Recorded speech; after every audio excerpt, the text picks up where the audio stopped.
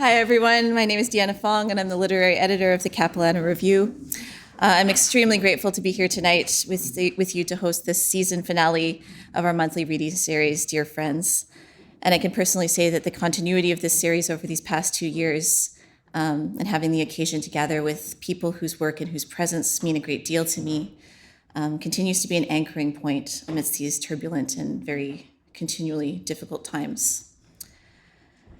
We're gathered here tonight on the unceded ancestral territories of the Musqueam, Squamish, and Tsleil-Waututh peoples, nations who have been living, creating, and gathering in community on this land since time immemorial.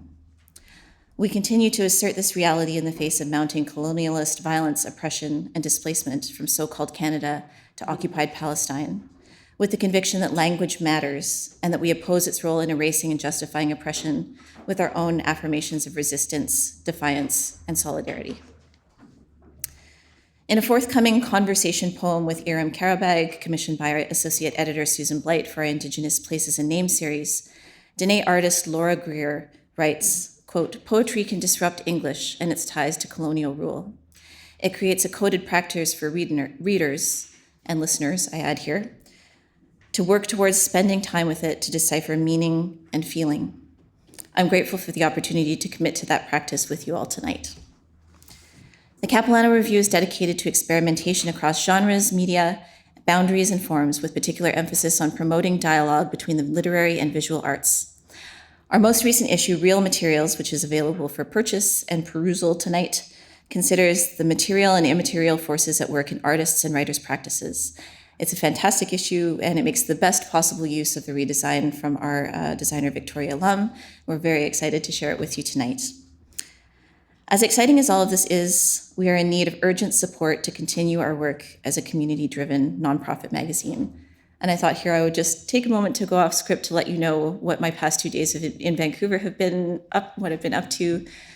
So the very first day I arrived, doing some work in the archives in the Women in Words conference series, 1983 conference here in Vancouver, looking at the meeting minutes and correspondence from that event, which will be the basis of a one-act play co-written by Nicole Brassard and playwright Heaven Makarova, Montreal-based playwright, that's going to be in our next issue. And the day after that, went to Carol Itter's house and had soup and interviewed her and had a wonderful conversation about performance art, Helen Goodwin,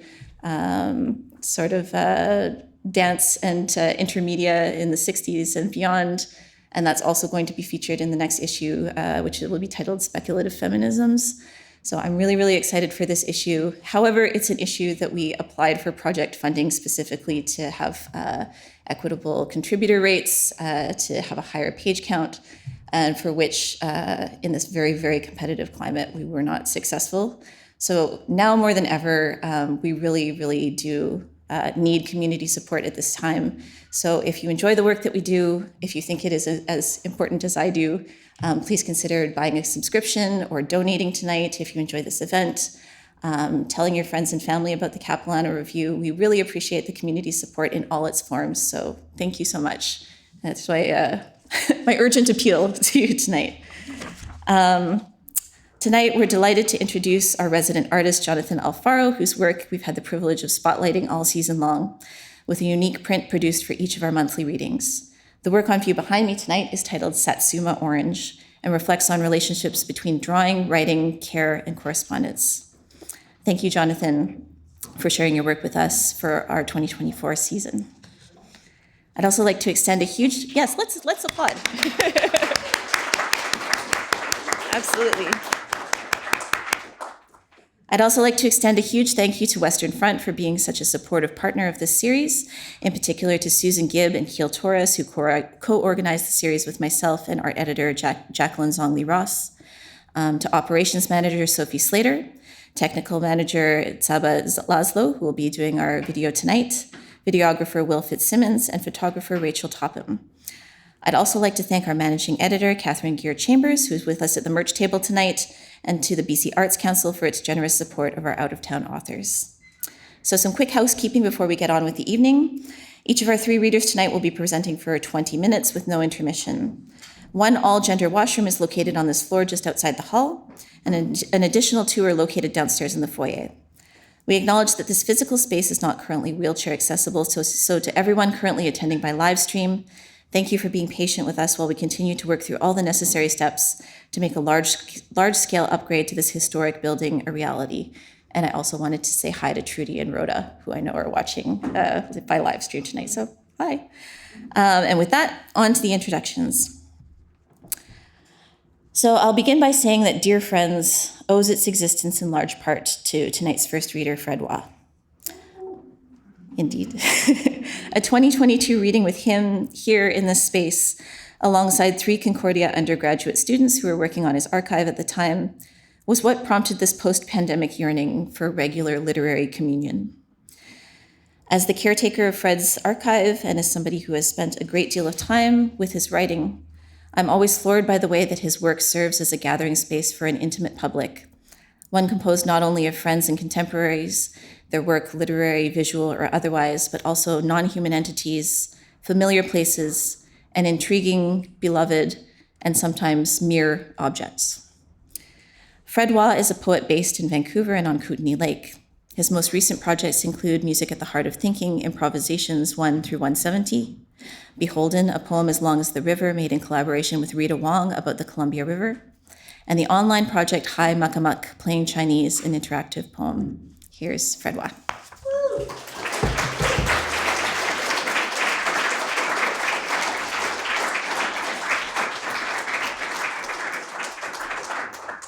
Thank you very much, Deanna. I'm just talking to Hank before getting up here and reminiscing about, Hank said, he was talking about a reading I did here April 1st, 1974. And so I was trying to add the years up earlier.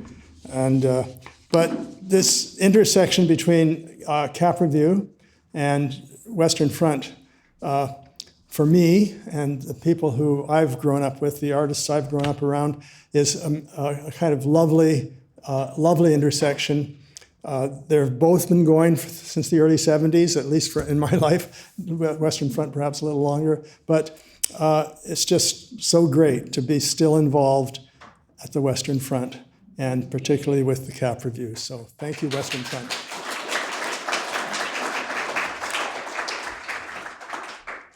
I'm going to read a few poems, and then this. I'm just going to read a few poems. Geon. A geon is a non-singular electromagnetic or gravitational wave which is held together in a confined region of the gravitational attraction of its own field. Wave of a golden era, fractured bloom of flood, sweep of scalar project, shun roar of capital amble. Pow! The geon glows and bonds economy along with the usual mature lies. Not gastrointestinal tract, not bill, but massive food, massive flood, dust to follow, war bonds teach the future, basin of the possible, telegram across the prairies.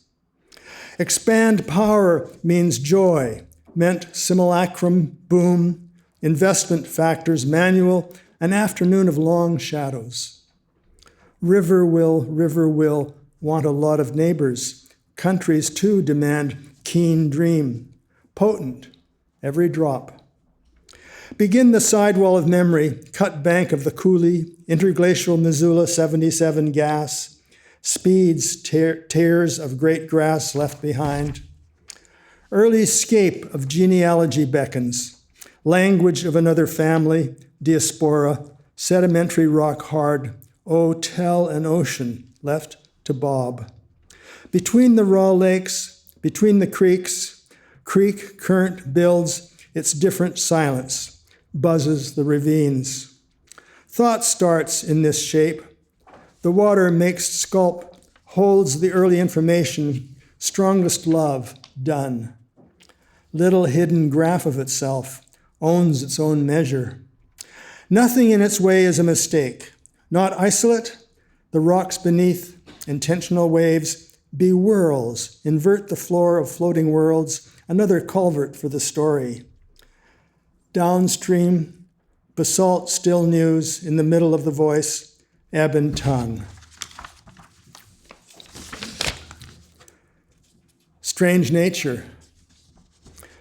East side of Kootenay Lake, across from Ainsworth Hot Springs, one neighbor, one wife, 2 deer, then 5 deer, pair of osprey on pilings, Canada geese still hanging around, especially at 4:30 a.m., mama wild turkey with about 6 chicks, a few raven and gulls, hummingbirds, only 1 bear poop on road, a couple hornets, no bees, quite a few fur down from recent storm, creek already past high mark, lake coming up about 6 to 9 inches a day, beckoned by the smoke tree, a kind of accomplishment. Chainsaw, she gathers the stories that will clear the fallen fir. Is this one of those that will remember the future? Mama turkeys 8 chicks.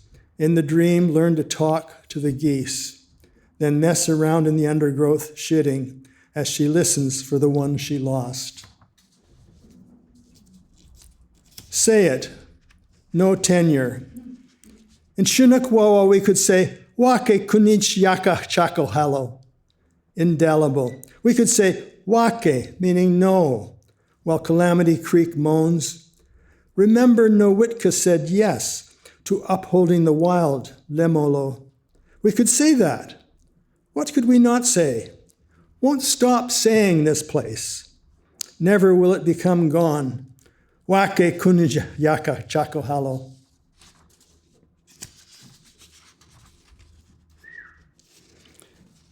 Head smashed in. The eye might be simple, located down the line, to fall, to wake up. The old log trips. Limb is to stub as bark is to chain. Don't think social norm or lex. Leg is on the cliff, too. Manna on the bushes. Not up nor way back down. Extra universal joints. Clothes nothing with preps. The syntax is no bone. How fine grammar dies, the larch hurts more than law capitalized meaning. Self-vex yourself, so salt, tongue acrid and stuck, middle voice emptied, this bruise, these stones, the way out, Plato said? Simply to enter head, elbow, tenon soft, wood market smash, trade talk for action jump on this empty venture.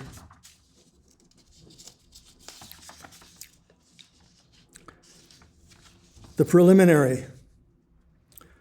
Beyond the grimace, war pinches. Call it a cone, it has total melt. A battlefield neurosis, soma and angst, the treat of the beat, yet meaning trajects. Impossible stakes, total seems no less than allowed, yet cloaked as such invisibility. Method of empire, quiet, chthonic, South America's eyesight here runs the relay. Did Pindar catch us dead in our tracks? The one and the many under control. The new police make it undetectable. 2. Not what's at stake, but where, which is to say, attenuate or agent, stranglehold desire. Biopolitical medicine, coached by an orange army. The poetics of found out. According to the filling station, ever more surveillance of the site of violence. Some evidence. The nearest star over Rocky Neck turned out to be a street lamp for Pindar's palace. Buzzing deep sleep, so far into my sunken body, the landlord didn't know if I was dead or alive, or a man or a woman. It's true. Jack and I assured him we wouldn't burn down the place, palace, but the next day he turned off the power at noon. Another poem from the Chinese, translating Yu Jian. A styrofoam cooler by the side of the road. Wild beside the pale UK, making Trump a circus, large creep down tow lines, clear distinct from the river and sky, circulating and in the city, all background, red painted glitters, apparently the poet's hand. A, C, J, and K, like Poe left, spring melons, represent everything later down in the marsh. I didn't read some before, when the horses pass in front of, perhaps Spokane or Black Mountain. The bonds, I admit, abandoned me. Before this, my ice was as blue as the rain. Flowering, a text fine. The word, a state sun already blown. The core age behind. In a red army cart, tightly sealed. A third way of gifts tying bands. Having fit May by the Tongju Bolinas freeway. My condition is scree served by a racist, like in a pure prosaic in poetry. Warhol's hot tour, a reviste lit, a bar near Kunming. I admit later on, it's only a styrofoam cooler. I'm going to just finish with it's a longer poem. It's a project that I've been working on, was working on for the last couple of years on this painting by David Garneau, a Métis painter. He lives in Regina, and the poem was commissioned by, they put together a show of David's still lives. So they have I think it's a book, sort of reading the still lives of David Garneau. And there are a number of us writers who were asked to choose one of his paintings, one of his still life paintings. And he has a whole series of paintings that hover around the whole Métis history and experience. And it's very, very humorous, it's lovely, kind of playful stuff. So I chose this painting. He called it Spine, and that's a bison bone vertebrae in the middle there. Spine. 1. 2 books and a bone's what the artist has shown. Heads smashed in, story chained to a stone. Rock of ages, scissor paper, one after the other, the chapters go. Still, life hastens slowly. We've read this before. The plot line of truth is a pain in the spine. 2.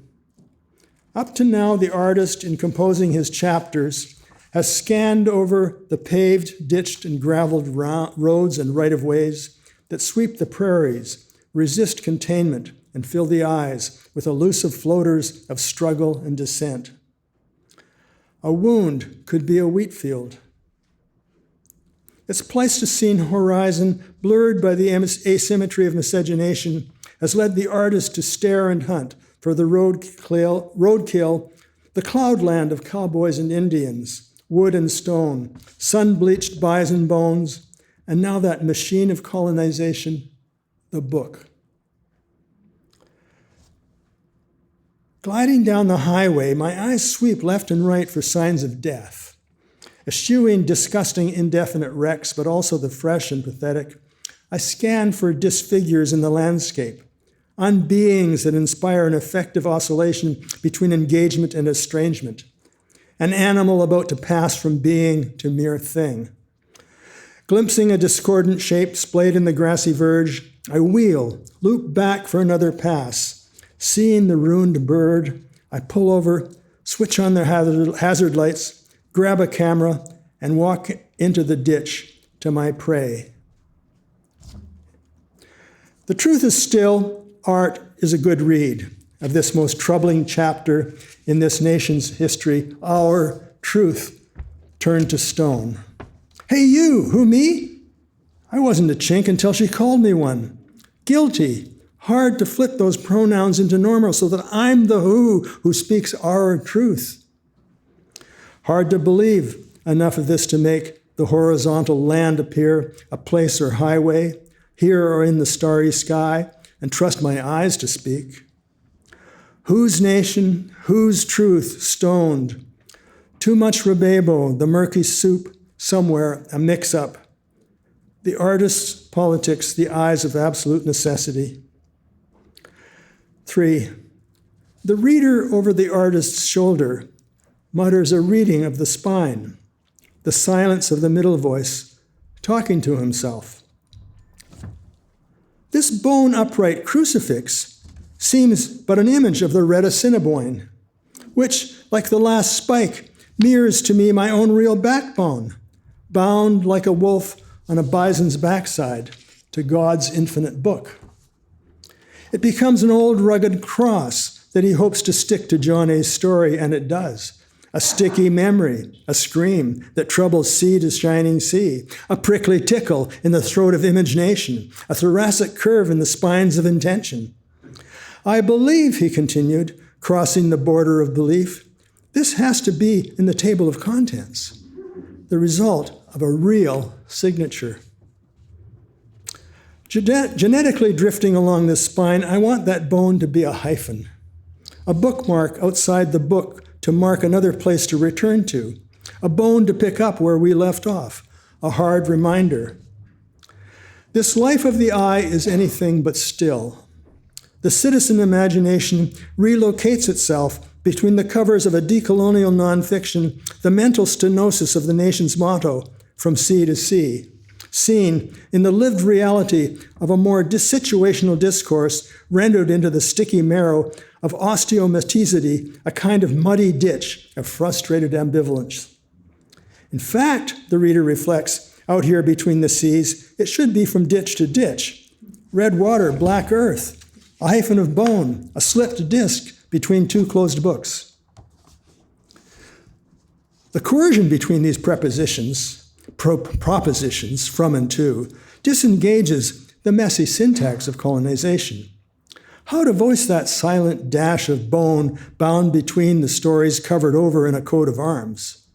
Spine echoes a shared location, standing in the doorway, shouting blindfold, hinge, thorn, spike, rope, slash, head tax, railway car to an internment camp, non-status outskirts of town, nomad, other side of the tracks, no track, minus mark, not equal sign.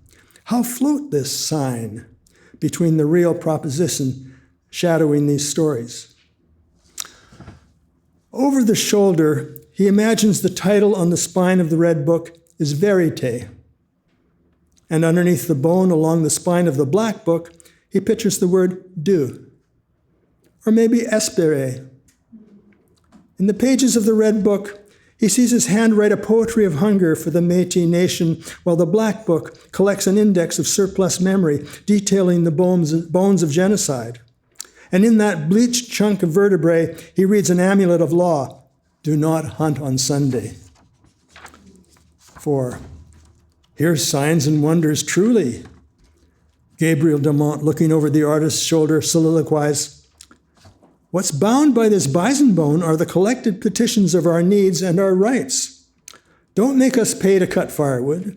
Give us the same as you give Indians, land and hunting rights, and not to lose our lands. Honor our script. Let us join Treaty 4. Give us tools and seed to settle the land. Reopen the buffalo hunt. Grab us reserve land. Give us our nation. Not. All the signatures didn't matter. Left with nothing, but still on his horse. 5. Still, after life, we expect to be rescued. We spoke upright, ignored the curvature, and split the plan between the crushed apple of John A.'s eye and the stone soup of necessity.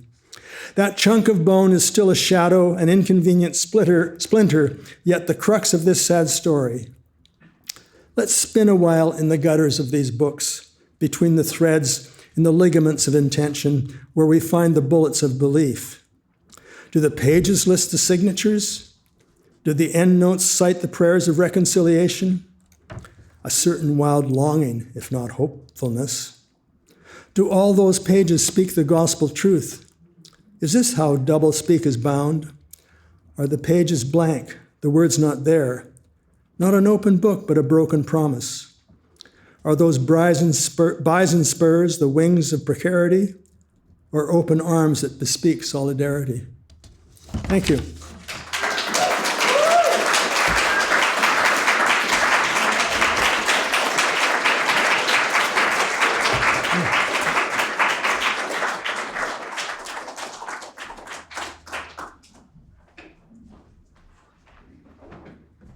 Thanks, Fred, for that incredible reading. And I should ask, was that the lost poem from some in there too? The lost poem from some? We rediscovered the lost poem from some. Okay, our next reader is someone whose writing, thinking, and presence has been absolutely integral to what we think of as the Vancouver poetry scene. Dorothy Trujillo Lusk's exuberant poetry offers a generous invitation to its readers to engage in exactly the kind of practice that Laura Greer describes, to work towards spending time with it to decipher meaning and feeling. Giving us the structures in which to play, we're called upon as readers to revel in the vulnerability and absurdity of our own meaning-making senses, and of course, to have fun while we do it. Dorothy Trujillo Lusk is a writer based on the unceded territories of the Musqueam, Squamish, and Tsleil-Waututh people in Vancouver, Canada. She's associated with the collectives Vultures, Red Queen, the Kootenay School of Writing, and About a Bicycle. Her books include Ogress Oblige, Sleek Vinyl Drill, Volume Delays, Redactive, and Oral Tragedy. Here is Dorothy.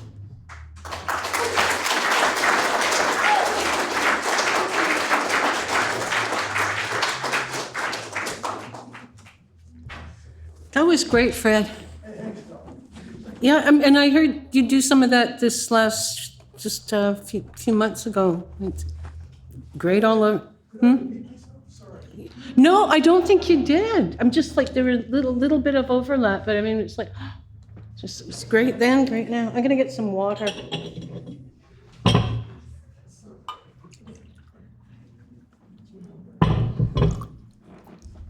Yeah, well, okay. Am I yelling into the mic? No. Okay. Is it? Okay. Yeah, we'll see about that. See if I. Anyway, so there's some. It's just kind of doing a bit of a time machine. Like as I was saying. She said, well, what are you going to read? I said, well, I'm going to read a bunch of Pomo doggerels that I'm not that familiar with. And some of it's because it's really old and I can't even remember writing it or even if I wrote it.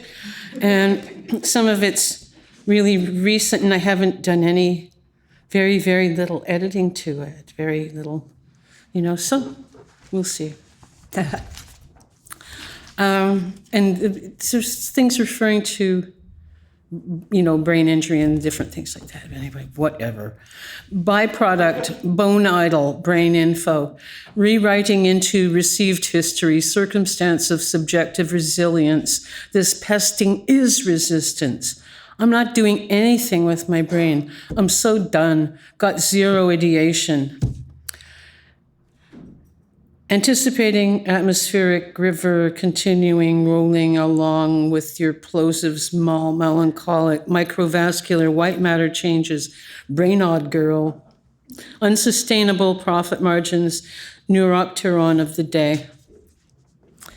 Ashtray, semper hyper, pimp of the diverse, of the inverse, unipunctum, clockwork cymbal clanking monkey in fez and bolero, having feelings.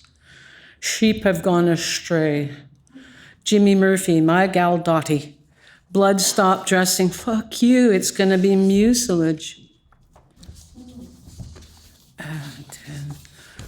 Gloating subject, squinting, I had been interested, several less improved grounds will abide, am diminishing, slightly, suddenly, shit yelling. I closed in on myself, I thrust into the lives of others. Eine Quittung bitte? Imaging, sore knees, starts, ease off, worker surveillance, imagining, apotheosis, that she is myself.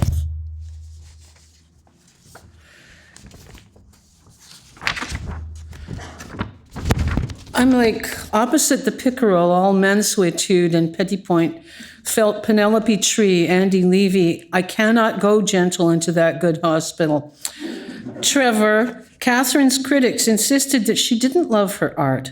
I've got stuff, thought Catherine, my little retreat, these winter walks. Much of her collection was completely decular.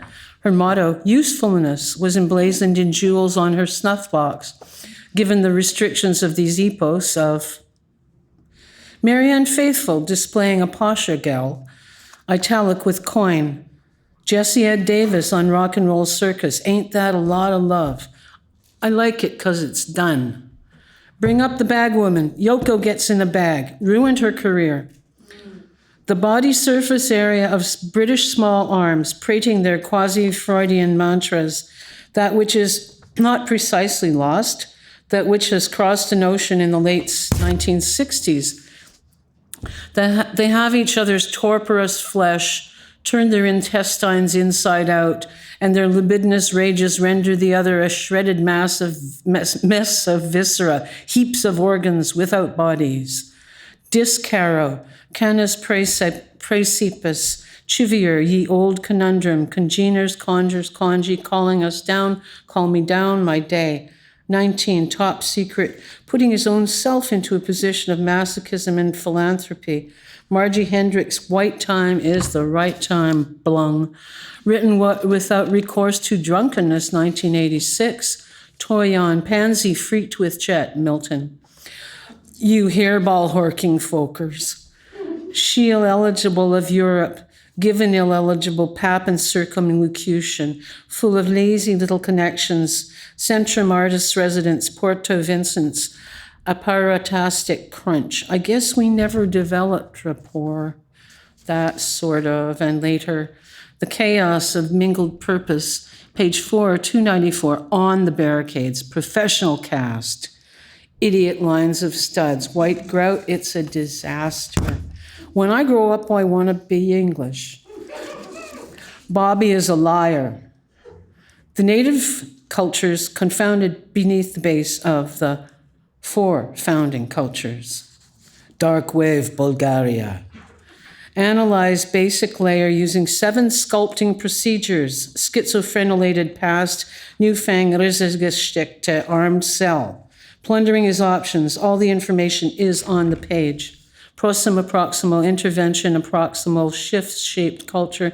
Eminem claims that Elvis did black music so selfishly.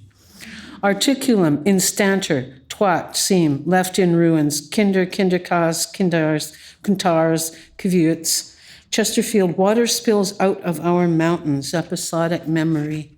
Within the wary and erstwhile glamour of probity, predictable horrors of the gangrenous iams, to be overheard by the Unitarian volunteers, to be muttering, bugger me rigid in a food bank queue.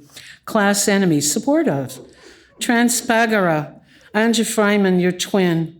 Awesome, Emos, Iwa. Please note, due to a technical issue involving the sensor that keeps the elevator door open, the light of the sun hitting this mechanism at certain times of the day, there may be a delay in the arrival of the elevator.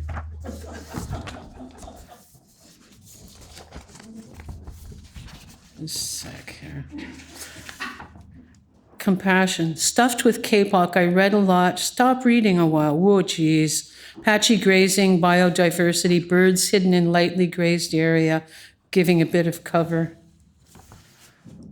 One's analysis is not often fully conscious, igniting into mystery. 'Tis gift to be simple.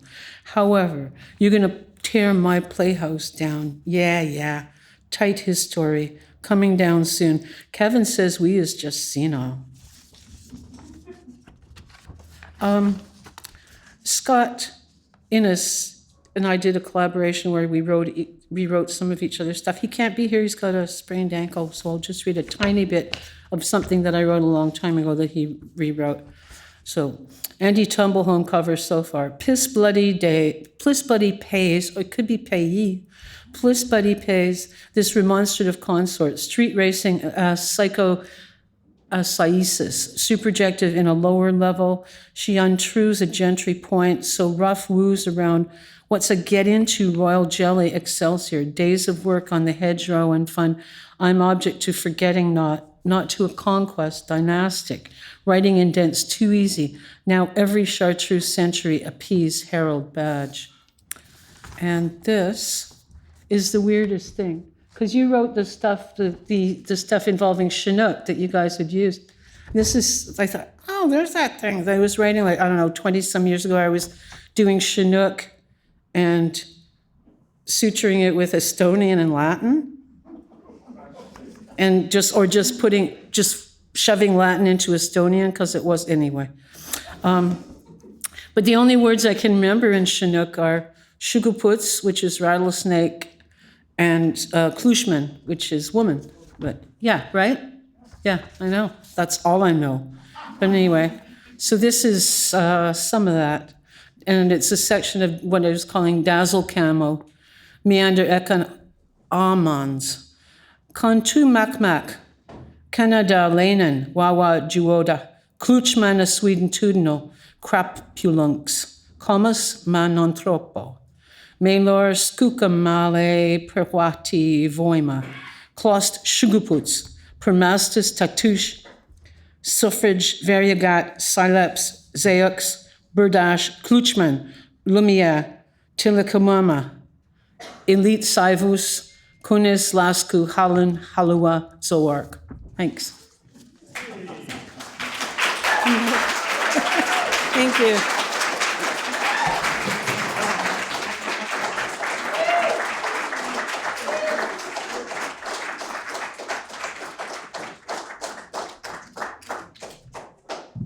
Thanks, Dorothy. I was surprised because I didn't know what you were going to read, and then I was surprised just anyway, and delighted. I'm honored to introduce our final reader of the evening, Cody Caetano, whose voluminous prose, which I suspect might be poetry. I don't know. I have that sense about it. Transports its auditor through scenes of memory, cultural debris, and complex knots of affect. Despite the fine-grained particularity of its settings and characters, there's a deeply felt emotional tenor in this writing that connects across experience, the subtle clicking in place of the exact right metaphor to articulate something that was just outside one's reach. Cody Caetano is a writer and literary agent in Toronto. He works at CookeMcDermid and serves on the board of directors at the Toronto International Festival of Authors. His debut memoir, Half-Bads and White Regalia, received the 2023 Indigenous Voices Award for Best Published Prose. Here's Cody.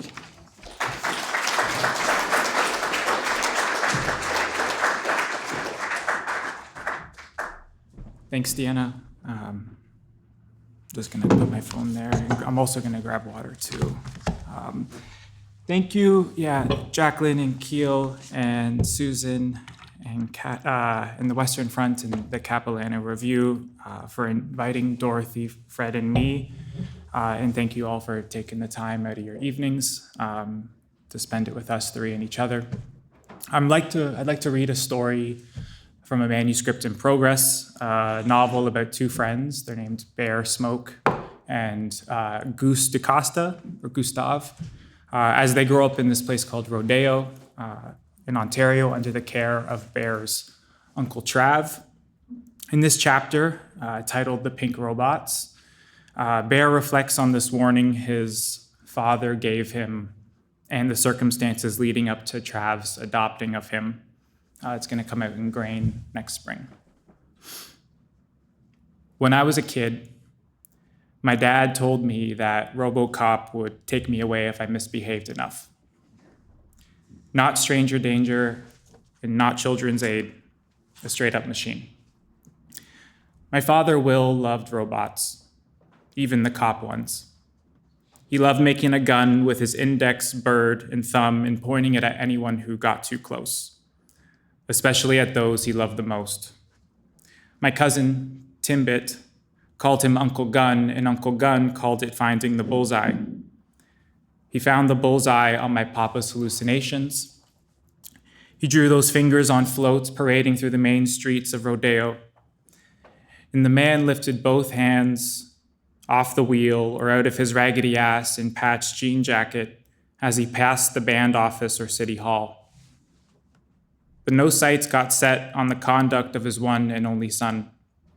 Instead, he just paused the Panasonic or asked his call to hold and deliver the line mid-convo or movie. And it didn't matter whether or not I still wet the bed or if he had donated my last set of Lego. Into Mr. RoboCop's late 80s Ford Taurus goes Bear Allen Thomas Smoke, ready for the judge come Monday morning. Let's suppose I was a target from the start. 2% bones, all the way from my spine to my 9 toes. Outnumbering 2 kids to 1 by the time I could stand, I was a 9-toed boy who quickly found himself inside the thoughts and body of a grown 9-toed man, one who lived his best and most true life, and perhaps longer than his dumbest choices. But I wasn't that grown when he first told me. Cop's grown, or so I thought. Yet he nonetheless reminded me, at first once and then frequently, that the fattest tabby cat I could imagine had a better chance at lasting in a world full of mutts than a smoke. Over and over, he told me this because I was an only child and one of the last branches to shoot from the family evergreen. He said it because him, Auntie Patty, and Uncle Trav were the last smokes from their generation, and because life out in Buffs had trap-carded or blown too many of us to smithereens. To my dad, Buffs is where the bullseyes found themselves, where a cub like me or Timbit might stray far enough down the narrows and vanish, just like the Laurie sisters or Shauna's kid did. And that aura of danger curled around the smokes. To the smokes, the twin flames of danger and doom lurked in the fields of barley that grew hours from the southern border, in those wheat stalks and rice ponds and kilos-long canopies of dawn that wound around the belly of the lake and snaked from Ricky Germain's place off Highway 11 to Auntie Patty's cabin near the abandoned CNN tracks. It was like the whole RCMP would roll off the freeway or the PC and bust in the front door and through Windows XP's Californian wine country if I so much as took another boy's cookie, if I so much as upped in Jesus and suburbia my way out of Buffs. I often got warned of the long and dark road of dishonesty that made those who took it forever crooked, but as a boy, I had no need for Chips Ahoy and was happy with our president's choice of diabetic biscuits, and even the ceramic jar of them on the fridge, appreciated its color, size, and shape, that of a healthy peach, on which some factory worker had hand-painted a wide-eyed and smiling cookie. Plus, I've never lied, stolen, or cheated all my life. I felt a starburst of energy ripple through my consciousness the last time he ever hit me with that RoboCop line, in that galaxy-brained, Homer meets Coyote type way. Not only from the genotypes, but the phenotypes too, because it was the last talking to I received before he and the birthday girl, my stepmom Tina, left for a Flaming Lips concert and never came home.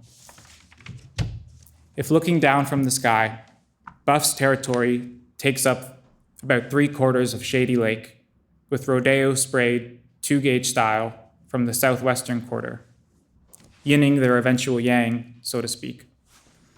It's like my stepmom used to say, if humming an ohm, rodeo's the pineal gland where the vibration's taking place, and Buffs is why a girl has got to meditate, eh, Bear? And we're not going there anytime soon, but it's because Shady Lake is one of the first places that Nietzsche's and Anglos waged before they signed treaties and traded in the Farm Belt, of all places and rocks in this endlessly vast and strange outer space. I was a baby when we moved to Tina's house on Carter Road, 7 years before the night of the show. It took my dad a while to find the right woman after my mom passed, or so I thought. And even though I never asked for it, my Uncle Trav told me how they met, said he was there, night of their first kiss. He was like that, my uncle. Your dad and Tina had a thing going on for years, my uncle said when he came back late one night. Timbit, my cousin and Trav's only son, and I had stayed up into the early morning, jacked up on Monsters and Pizza Hut and Pop Rocks and Rotten.com, ripping through a bit of Baldur's Gate 2 Dark Alliance. When he came back from the night at the pool hall or a Bud's house, as a smoke is wont to do on his night off, asking us what in Buffs we were doing up still. And it was in these stupors that he deemed me old enough to hear the truth about his brother, my dad, and Timbit's Uncle Gun. Even when your mom and dad were together, unfortunately. Men got that dog in them, and your old man was no different, Bear. Your mom never knew what she'd gotten herself into by dating a smoke, and she never found out. But she loved him, and him her underneath all his shit, and nobody could tear them apart. Nobody except Tina, I guess. Tina and my dad wanted to leave for the show in the early afternoon, try to find parking and get to Massey Hall on time. Around when she began doing her hair and makeup and him and I finished the dinner cleaning, both of them jittery to get out to the city for a night. Dad gave me a 20 to go to the maca smoke to grab a pack for the road, plus some bread for his perfected fried egg sandwiches that he'd make tomorrow morning. I remember walking home from the maca smoke with that requested carton of blues, which I did sometimes do, when I saw a giant fire down the road. Around it sat Auntie Patty, Uncle Trav, and a few others whose voices and faces I can't remember. Auntie Patty looked up at me from her camping chair and threw her head back in a classic Sigmom cackle. Dad can't get his own smokes, eh, Macoons? Classic William, Trav yelled to applause. Always relying on the youth now, eh, Bear? I shrugged and swung the plastic bag toward these laughing fools. Got myself some Lay's, I screamed back. Salt and vinegar. And everybody liked hearing me say it. Trav from knowing that I picked his favorite flavor, and Patty and company from ripping my dad off some change. Watch your intake, Makwe.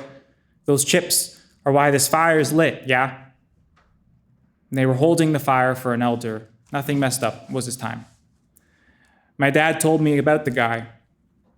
Evan Snake, 89, found face down on the ground outside his place one fall day. Snake was the first person I knew who died of a heart attack, and it scared everybody, Dad included, into avoiding starches and saturated fats and sugars for a bit, even though that's a lot of what the maca smoke sold. But the laws of nature affect us all differently, and it was the laws of love that took my dad and Tina to Massey Hall. I didn't even know what Massey Hall was back then, or that people bragged about it. A real heritage moment for the city. I never ended up going myself, but I looked up pictures of it when I was too wired and couldn't sleep. I would study the brass rail curlicues, slick as Mr. Monopoly's walking stick, or those plaster ceiling acoustics molded to evenly disperse the audio to every red seat. Ethereal, someone on TikTok had commented. Row of flame emojis to mark a 100-year-old building opening again. Wow. Everyone thinks institutions are the Jinn incarnate, and that's probably true. But this was October 2002, pre-renos, before inflation came to stay. Double features at $35, 35 bones.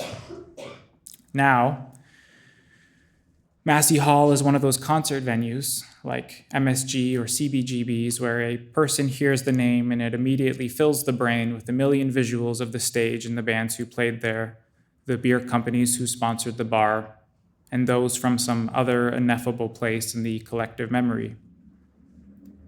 Despite the unreliability of my dad's thoughts at times or what people said about Will Smoke, I began to worry that he was right, that robots really were coming, not just for me, but Shady Lake.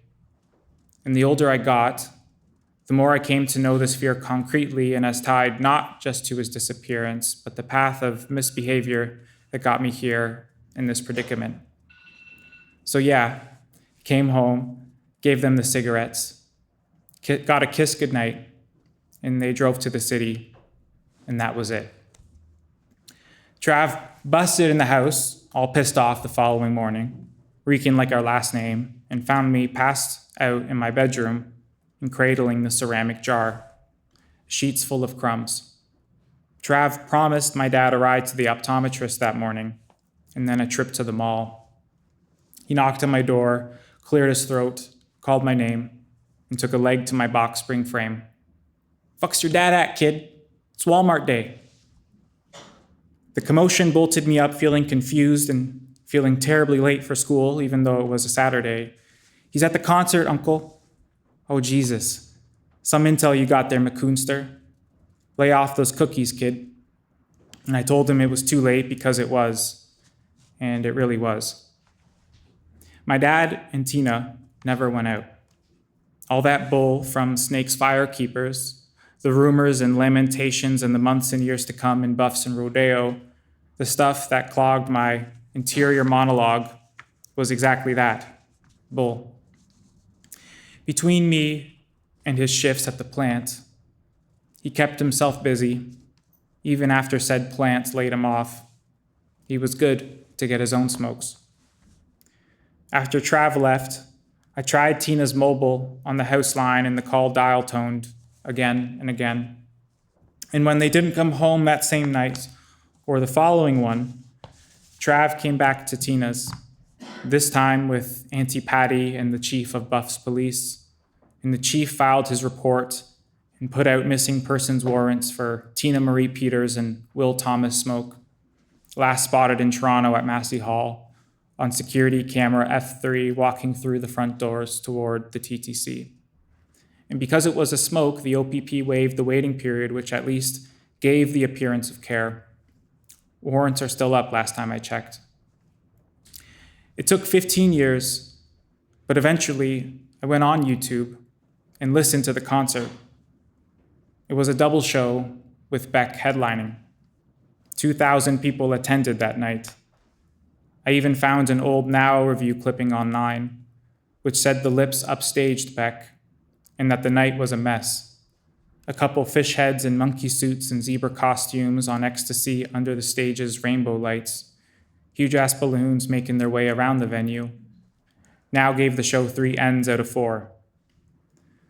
The band had toured on an album about fighting the pink robots. But these robots aren't RoboCop or ED 209. They're programs of disease, age, heartbreak, stuff that would take us another century to shape. So after my mom got sick and Tina and Dad began dating, them finding this album changed everything. I grew up listening to them listening to it, them crooning to each other in the mornings, passing one another, often singing together, singing to me, asking if I realized how special life is or whatever the Flaming Lips sing about.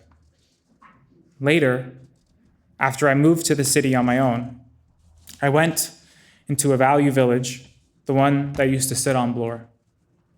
Less than a minute after I peeled the racks, I found this faded black shirt that had, quote, I blank with the Flaming Lips printed on it, along with ad-libs that included took drugs, lost my virginity, and rocked my ass off, with the ass rocked off circled in red.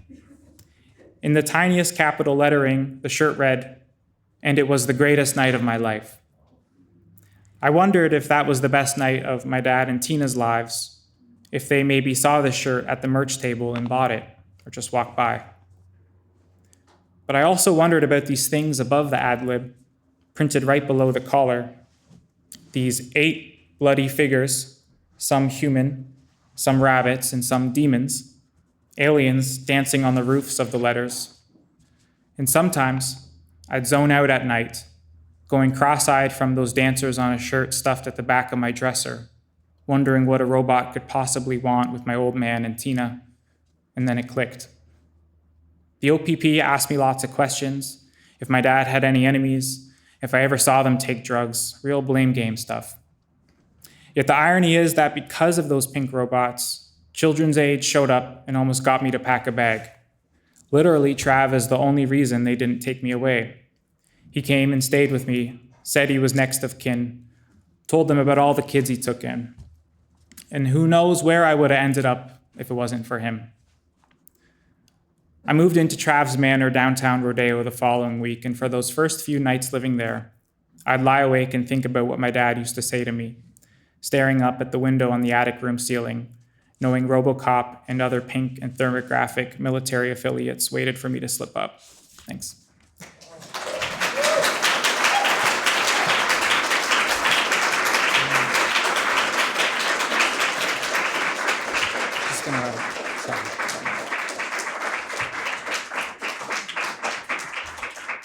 I'm just gonna read a poem real quick that is gonna be very fast. I don't want to go under the time, and I feel bad if I do.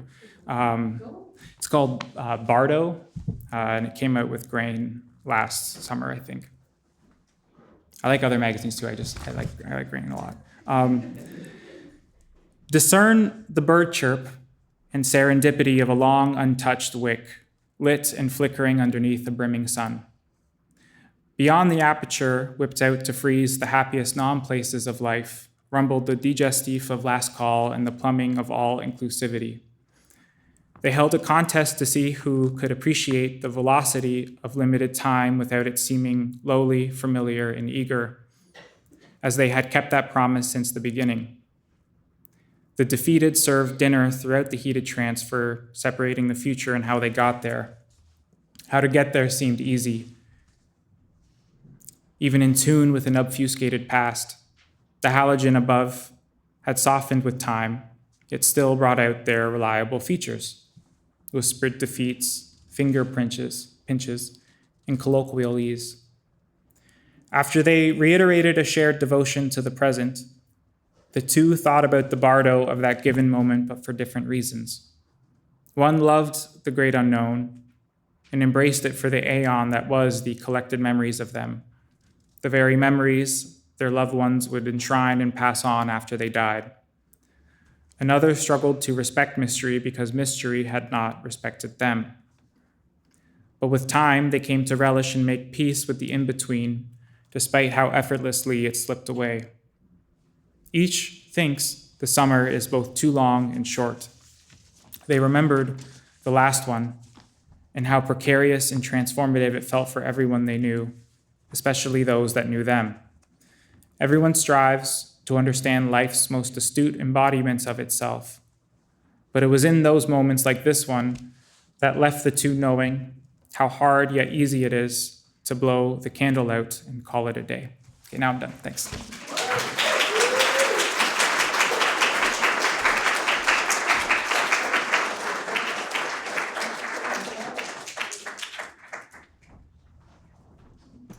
Thanks, Cody. Really such a pleasure to hear you read from the new work, and I cannot wait to read it when it comes out. So thank you, Fred, Dorothy, and Cody for sharing your work with us, and to everyone here tonight for making space for these words.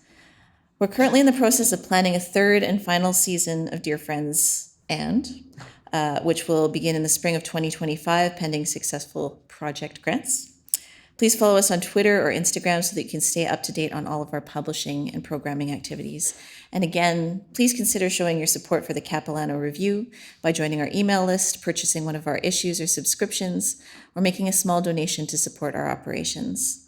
We have copies of our newest issue, Real Materials, for sale for $20 at the merch table, and discounted annual subscriptions available for just $35.